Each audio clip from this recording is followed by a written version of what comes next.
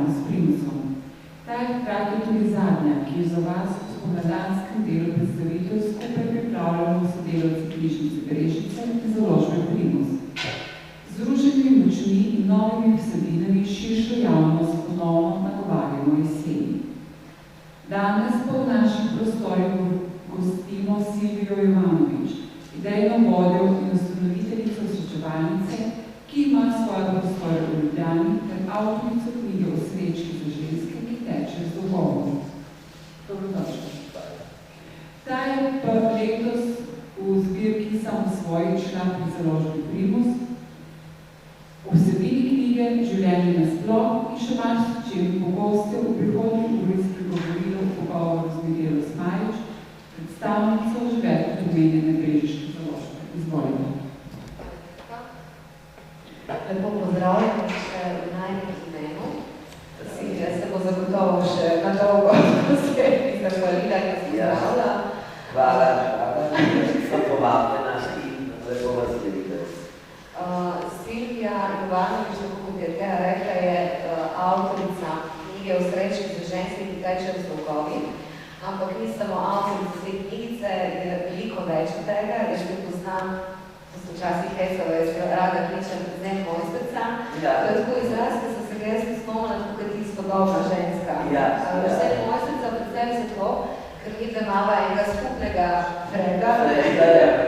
In to je Ošo. Namreč Silvija je v bistvu res odlična pozorovalka Oša in Junga in v bistvu miks obojega z njeno intuicijo je v bistvu odlična kombinacija za osveščevanje sebe in drugih ljudi. In zato tudi ta krasen prostor v Ljubljani, ker Silvija v bistvu tudi svetuje in pomaga ljudem, da bi našli ključ do svoje lastne sreče. In knjigica, jaz meni je tako zopetno reči knjigica, zato ker se mi zdi tako, da zmanjšuje vrednost, v bistvu je to res ena knjiga ali pa mala knjiga velikih modrosti. Naslov, v bistvu tako mogoče, ne vem, kakšno asociacijo ste imeli, ko smo se tem tudi pogovarjali prej, o srečki za ženske, ki teče v dolgovi. Mogoče bi nekdo pomislil, da gre za kakšne materialne ali finančne dolgove, ampak niti približno. V bistvu se in Silvija zelo na široko izogibla zato, ker ne obvlada. To še ne obvlada. Ampak ne vem, kaj to pomeni. Tudi pod črko v knjigi lahko preberete, da to je javno knjigo. Ampak resnično gre pa za dolgove ali pa bremena, ki si jih ženske, tudi moški, nalagamo na svoja bremena in svoja ramena in nosimo to breme v bistvu zelo dolgo, malo pa možnost v bistvu to kadarkoli spremeniti. Tako da gre za eno čudovito knjižico, ki nas dejansko niti nam nasvetuje na tak nekak, da se zasipaš na svete, kot preprosto v bistvu nas nagovarjaš, aktiviraš, vabiš nas v razmišljanju, v bistvu nam pomagaš ozavešati stvari, ki jih v bistvu mi ne prepoznavamo v vsakdanjem življenju. Ali pa jih pozabljamo. Zato jih tudi rada rečem opomnik, na splošno o srečkom kot eni obliki, da rečem komunikacijski obliki.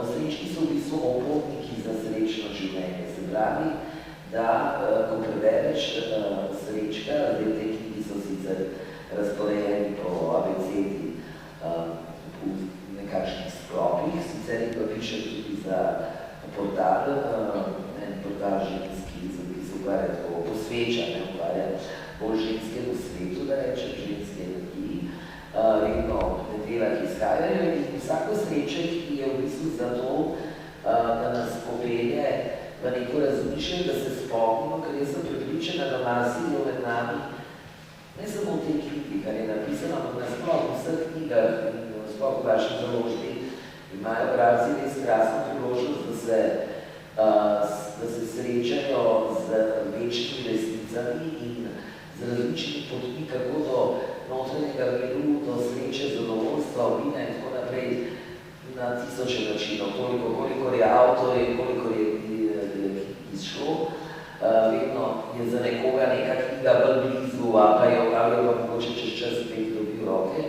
Jaz sem pripričan, da nas skoraj vsi med nami, da bom zdaj rekla vsi, kadar beremo ali pa kaj preberemo ko razmišljamo, vemo nagonsko, intuitivno, vemo, da so vse to resnice, ampak jih ne, premalo jih praktično uporabljamo.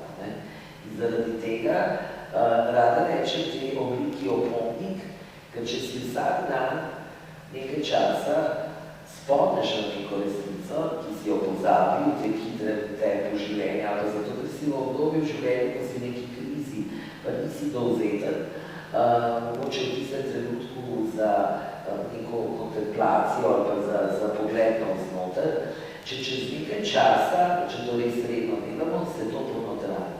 Tako da to bi mogoče že takoj, ko smo začeli, jaz se ti zahvaljujem, da rečeš te knjiga velikih modrosti, lepo je to slišati, nikakor jih pa nisem pisala z nekim, da rečem, da bi modrovala, ja.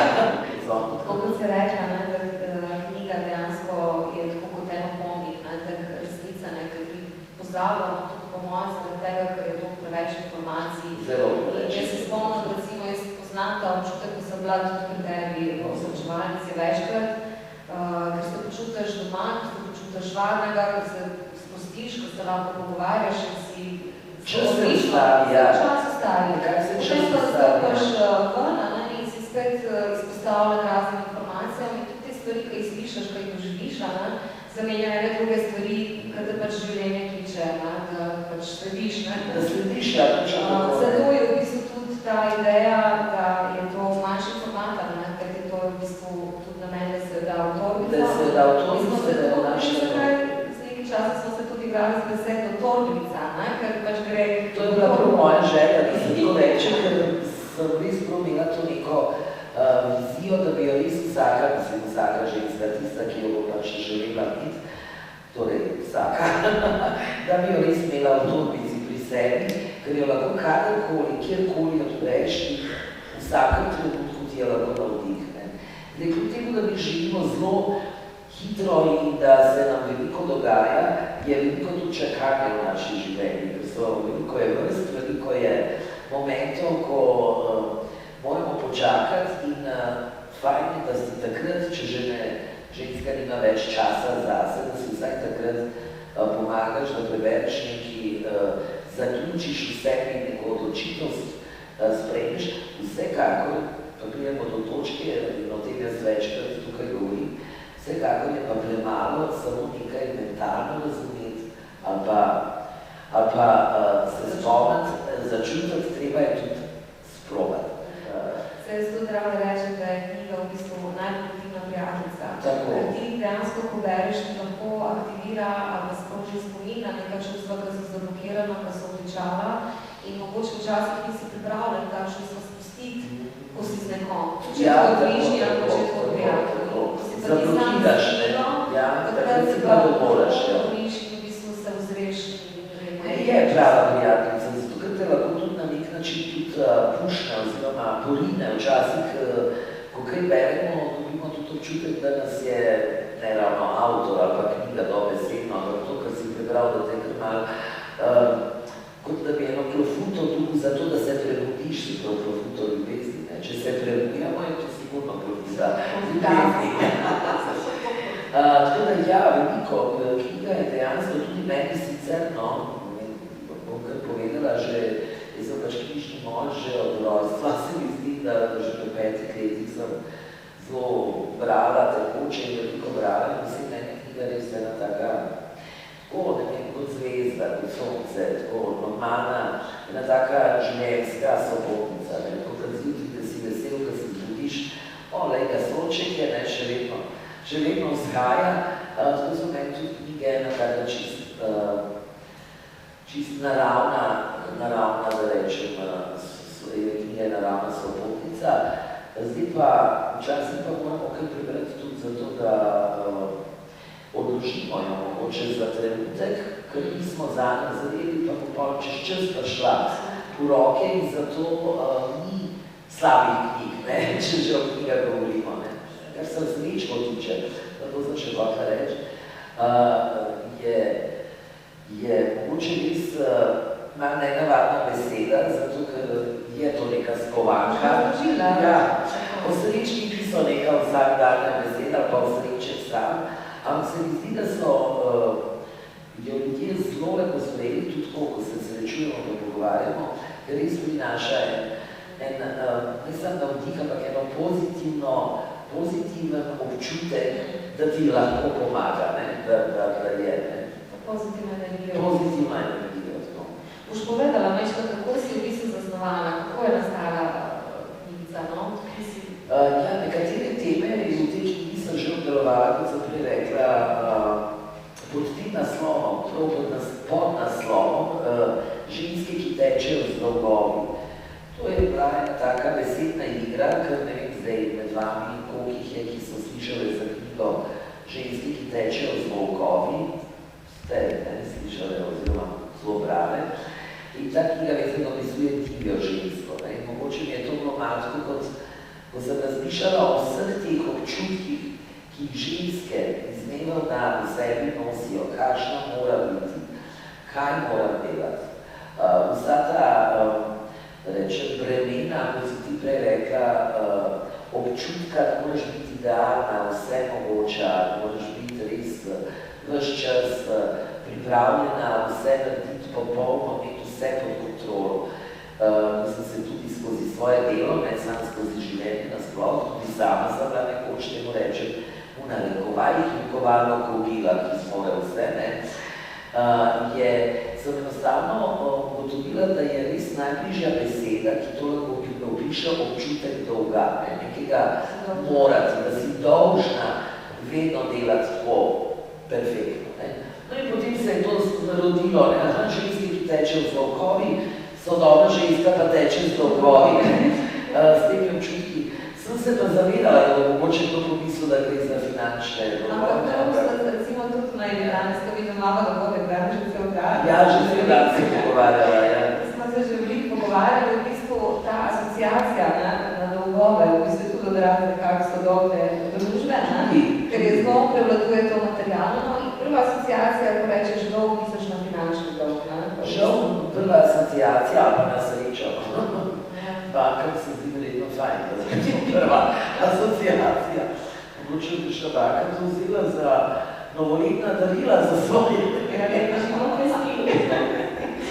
V vsakem primeru, kdorkoli jo v roke dobi, ve, in v to sem prepričana, in bo zagotovo pomagala do določene osvoboditve.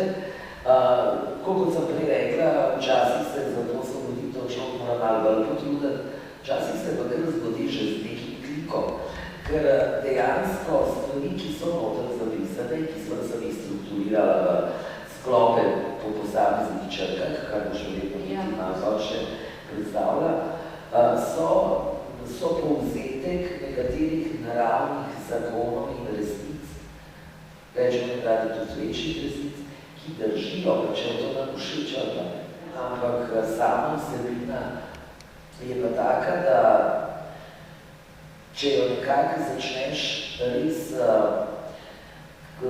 išče besedo, ker ne mislim tako resno.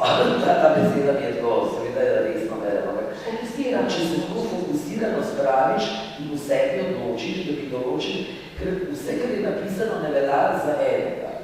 Ni vse, ena se bo najdla pri določenih pojmih, druga se bo najdla pri drugih, ampak če začneš delati temeljito, tako sem rekla, fokusirano, sredotočeno in temeljito, delati na sebi, je kar nekaj konkretnih napotkov, predlogov, lahko že čez nekaj mesecev vidiš res velike rezultate. Tako da dobesedno je to priročno. Če imaš ta pristop, to je osredotočen, temeljita, fokusiran, dejansko potem se lahko zgodi ta knjiga. Ta knjiga se ne more zgoditi kot tako sluho. Brez dogovora sami s sabo, da boš vsak dan, vsaj pol ure se seboj pogovarjal, se pravi poglabljal sebe, seveda s pomočjo določenih tehnik. Tehnike so lahko samo tudi navdih, da si vi spomnite svojo lastno tehniko. Ni nujno se držati zadev od A do Ž v smislu, da, ampak brez tega nekega poglabljanja do bolj srečnega in zadovoljnega življenja do tega, da se čutiš tako polno, ne, ostanemo v nekem avtomatiziranem.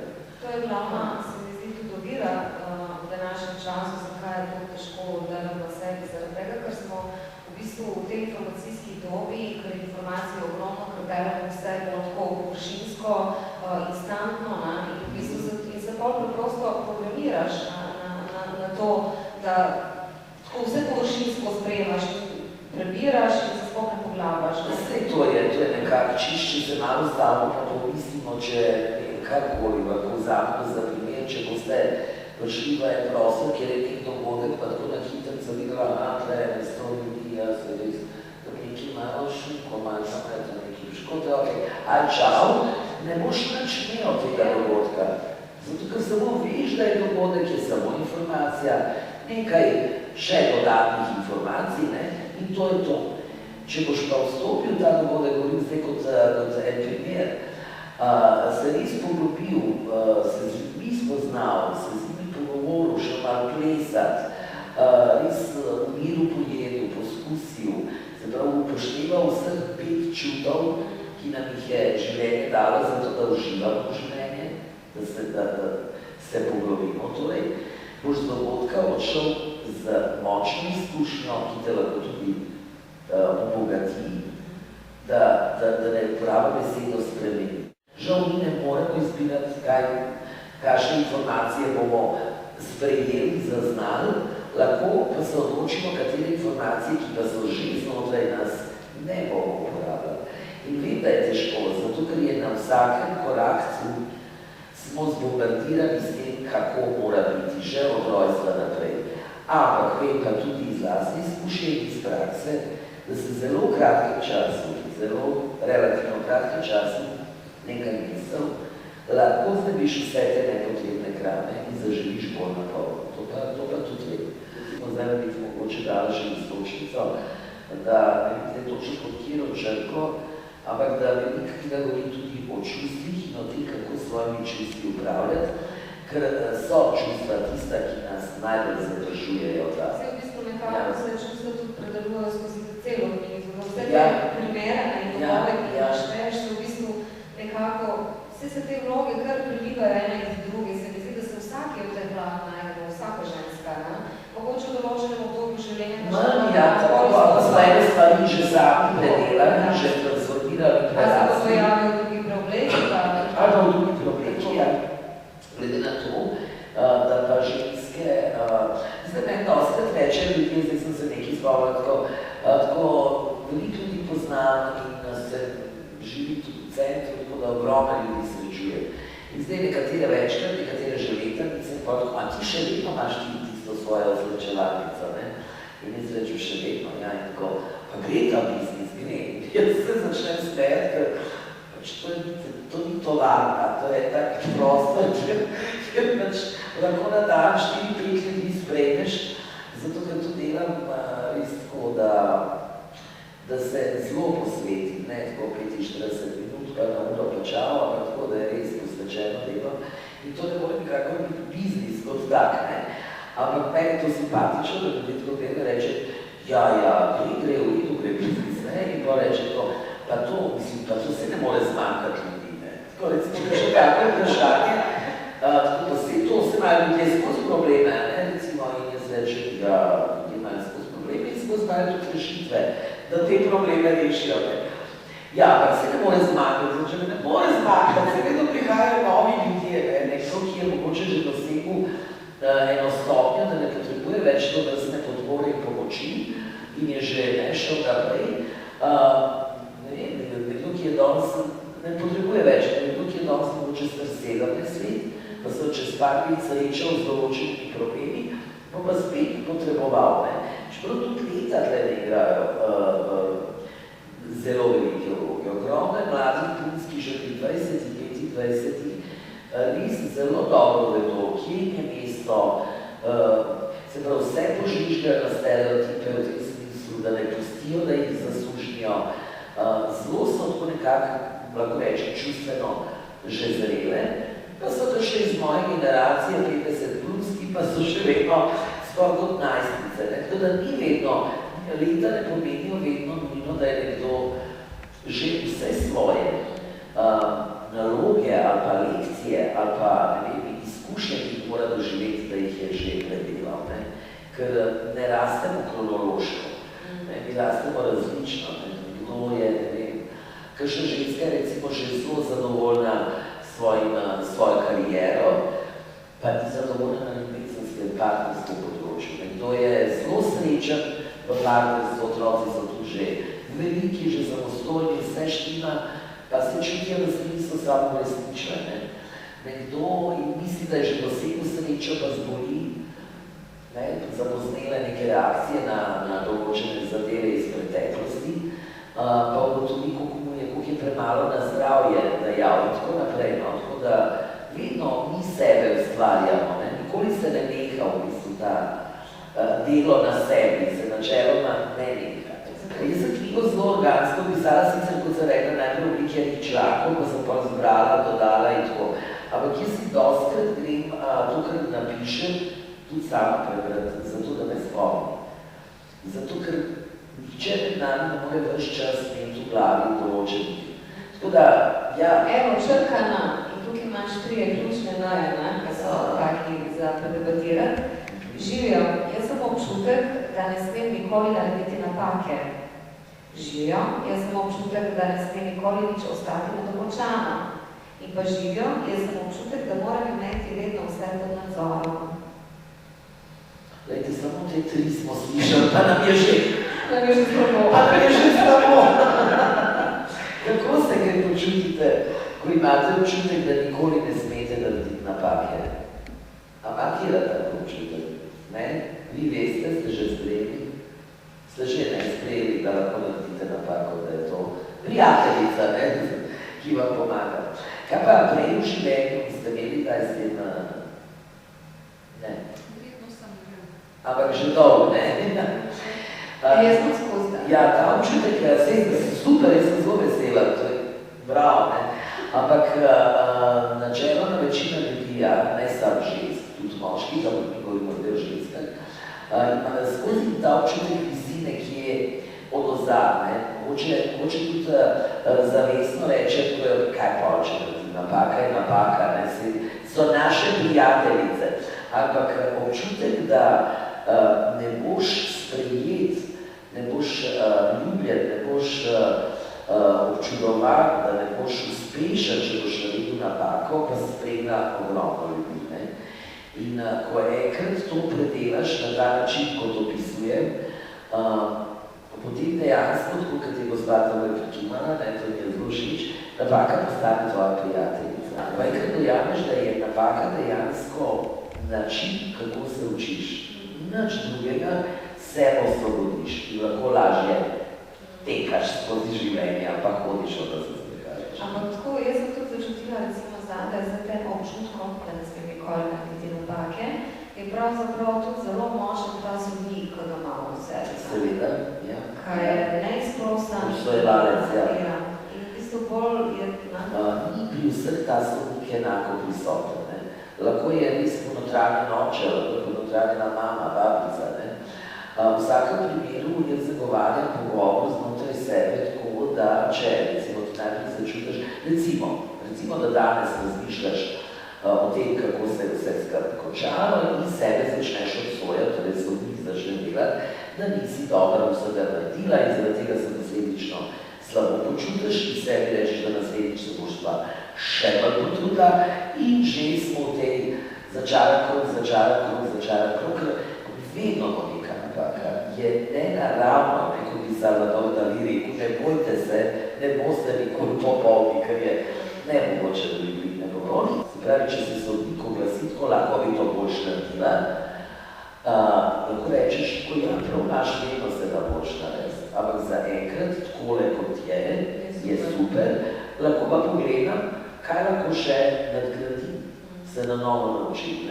In v tem primeru dejansko vzpostaviš notranje ravnovesje, notranji mir in predvsem ne zapraviš preveč časa in energije, kar je osnova našega življenja na zemlji. Čas in energija, ja. No, recimo tale nadzor, ta potreba pod nadzorom, kaže v različnih oblekah, ta potreba po nadzoru, ki ni nujno povezana s tem, da hočeš imeti vse tako, kot si ti zamislil. Mislim, to je taka najbolj očitna, kar rečeš tako perfekcionizem. To vse, kot si zamislil, je perfekcionizem. Pa vedeti, kaj dogaja.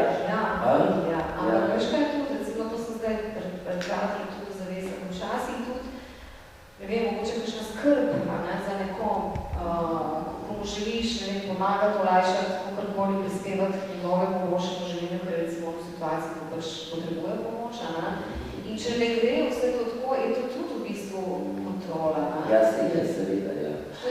Kontrola vedno pomeni, da človek ne zaupa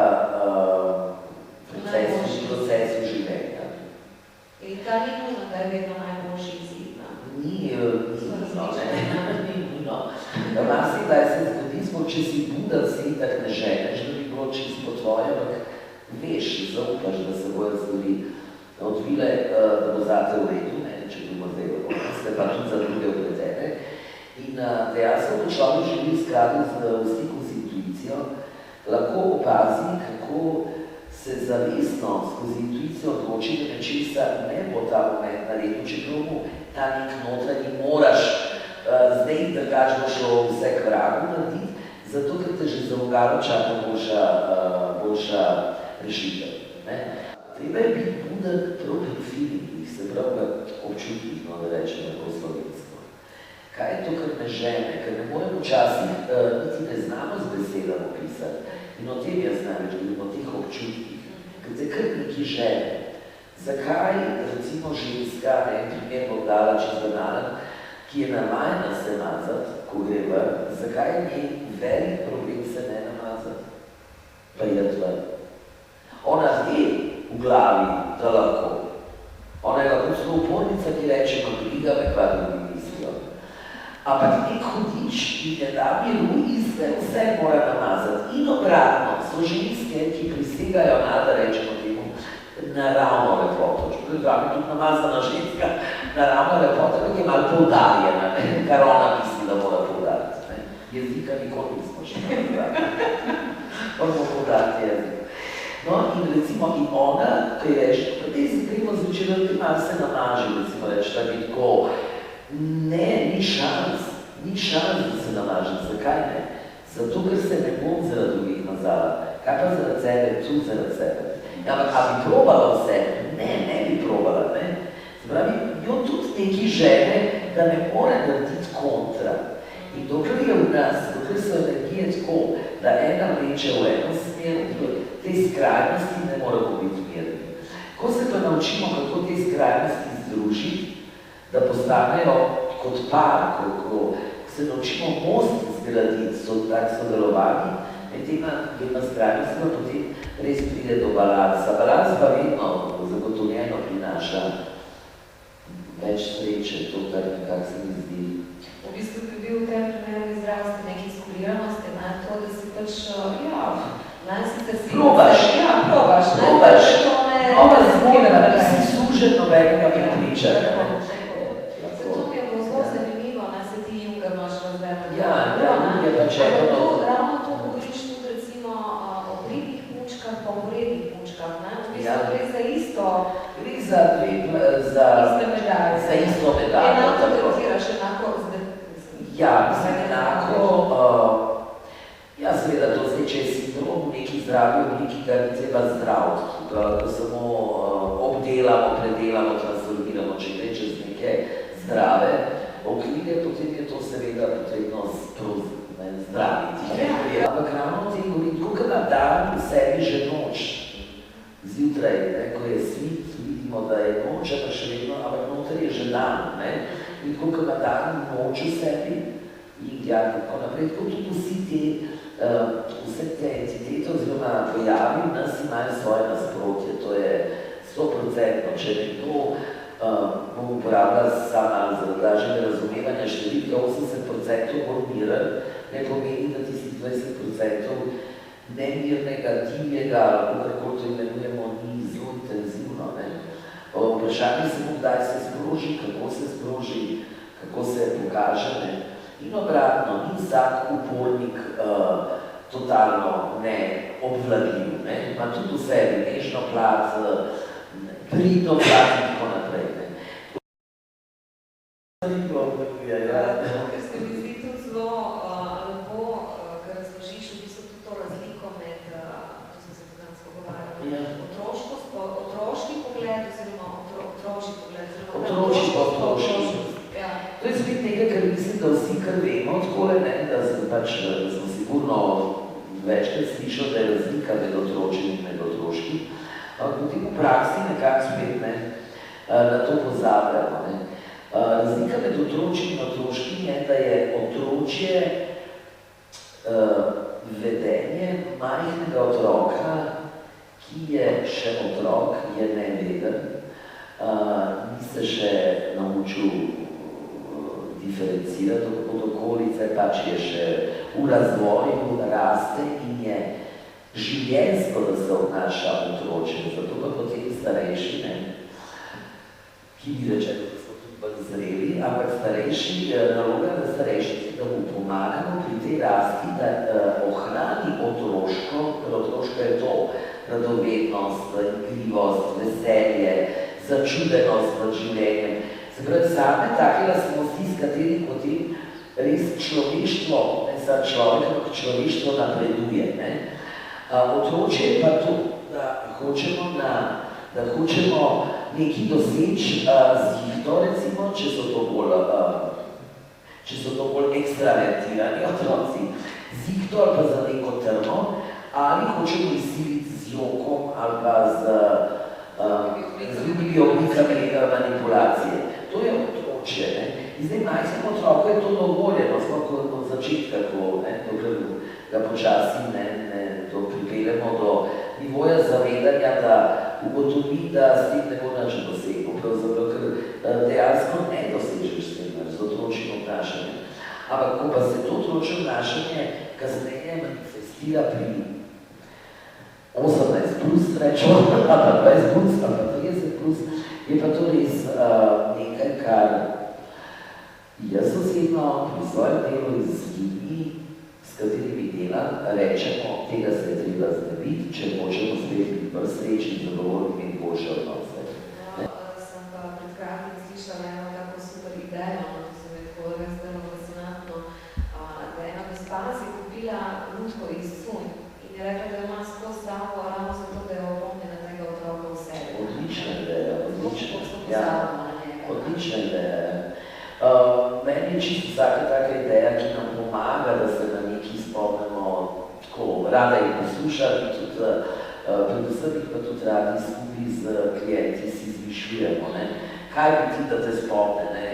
Danes sploh v času, v katerem živimo, imamo toliko možnosti, da je pa res, da ne vem, naše babice, prababice, da so imele, vsaj v okolju, ki sem jaz odraščala, so imele to navado, da so si robček so na ročku naredile vozu, so dali v žep, da nekaj ne pozabijo. Ne?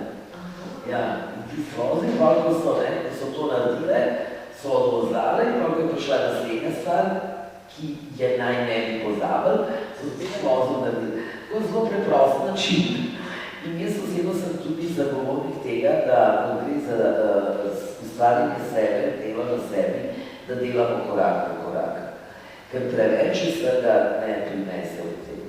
Ne prinese, zato je tudi knjiga strukturirana na nek način, da jo res lahko tako po črtah predeluješ in se čutiš, kako se naprej premikaš. Ne glede na to, pri kjeri črti začneš. Na konec bi te še prosila, da samo razložiš to besedno zvezo, ker je tudi to čudovita sodobna ženska. Sodobna ženska je, ja, skovanka iz dveh besed, iz svobode, svobodne ženske, ki se aktivno trudi in aktivno sodeluje v družbi za enakovrednost in enakopravnost, ne samo za enakovrednost. To je ta del, ki prinaša svobodo. Sodobno pa zato, ker je današnji čas res tak, da moramo biti aktivni, če hočemo kaj doseči. Ne gre, brez nekega dela ne gre, nič popadlo z neba. Ne izdati. In s tem imenom, ali s tem pojmom, da rečem, pozivam ženske v bistvu, da se bolj aktivno vključijo v to, da s tem, ko sebi damo svobodo, si jo nenujno priborimo, treba se zdaj boriti, koga si predstavlja, ampak pridemo do nje, skozi življenje, skozi zavedajoče se življenje doživiš svobodo. S tem damo ogromno, ne glede na naše vloge, smo mame, prijateljice, žene, sestre, sosede, damo vsem okrog sebe ogromno, tako otrokom, kot našim partnerjem, kot vsem. Postavimo jim zgled, tako, čist preprosto. Svoboda je enako ljubezen, ljubezen je enako energija, večnost in tako naprej. Silvija, najlepša hvala. Jaz mislim, da je ta prva predstavitev odlično uspela. Hvala. Pa čakati ne, v celi Sloveniji. Ja, tako, ja. Vam tudi hvala lepa za pozornost. Zdaj vas pa vabim seveda še, ne vem, če imate kakšno vprašanje, lahko potem se tudi pogostimo in se pogovorimo. Knjige so tudi na voljo danes s posebnim popustom in vidimo se jeseni v drugem ciklu dogodkov. Hvala lepa. Hvala.